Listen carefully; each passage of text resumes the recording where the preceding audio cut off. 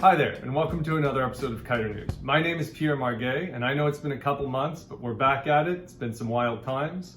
This week, we're going to talk about the rescheduling of the GKA tours, whether it's freestyle or surf. We're going to talk a little bit about what's been going on with the pros since they've been allowed to kite in their local spots. We're going to talk about kite gear approvals for the upcoming 2024 Olympics. And we're also going to always have a Kook of the Week. Starting with the GKA rescheduling, everything has been pushed over to the fall. So it's going to kick off in Tarifa with the freestyle tour. Then they're going to go over to Morocco. They're going to do the kitesurfing event there. There's going to be an event in Brazil. It's TBD whether that is going to be surf or freestyle. Then there's an interesting location. So Saudi Arabia.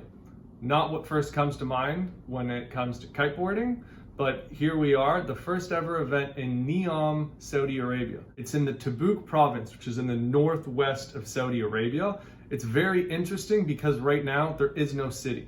So a city is going to be pioneered from the ashes. The plan is to have it done by 2025. They are sinking $500 billion into this city. And it's supposed to be 33 times the size of New York.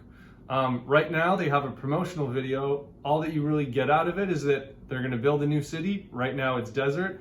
It's got beautiful coastline on the Red Sea. I'm sure it's got perfect conditions for freestyle. From what I saw on Google Maps, there's some butterflat lagoons over there. In their promotional video, there's a guy on an F1 kite struggling to land some jumps. But it is pretty cool to find out there's a whole new city coming up in Saudi Arabia. It's supposed to be big. They want it to be a futuristic city, everything going on. So the GK will be doing an event there at the end of the year. And not only that, that will be the event that will determine the winner of that year's freestyle tour. The Paris 2024 Olympics will be having hydrofoil racing. So right now what's going on is all the gear approvals are happening for the Olympics.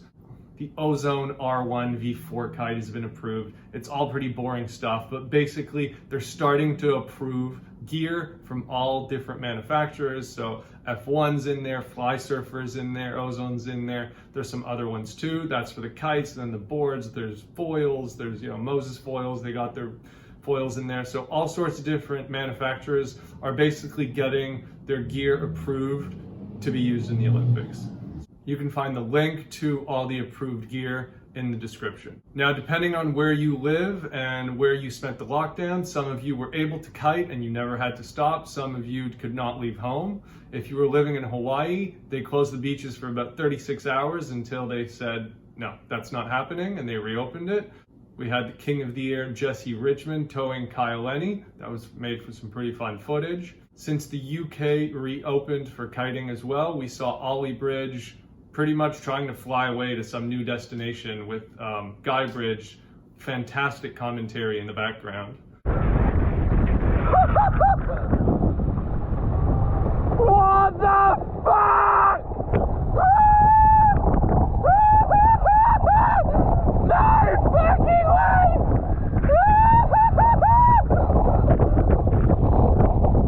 Holy shit!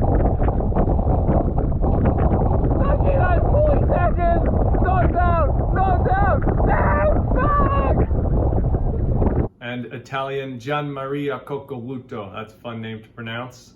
He's been in Sicily, so he's been training, getting some nice tricks in, as you can see.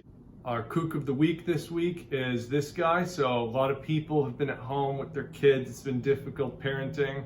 No matter how hard it's been, remember that there's always someone parenting worse than you. Here's a shot of this guy. I know it's an old kook, but it's still a golden one. Thanks for watching. I know everyone has been cooped up for a while, and if you haven't, you're very lucky. Those of you who have been cooped up, go out, try to go kite at your local spot, have some fun, get some vitamin D, and hopefully there'll be a lot more things happening in the world of kiteboarding every week, and I can start making a video every week with a lot of nice things going on. All right, thanks so much for watching. See you next week.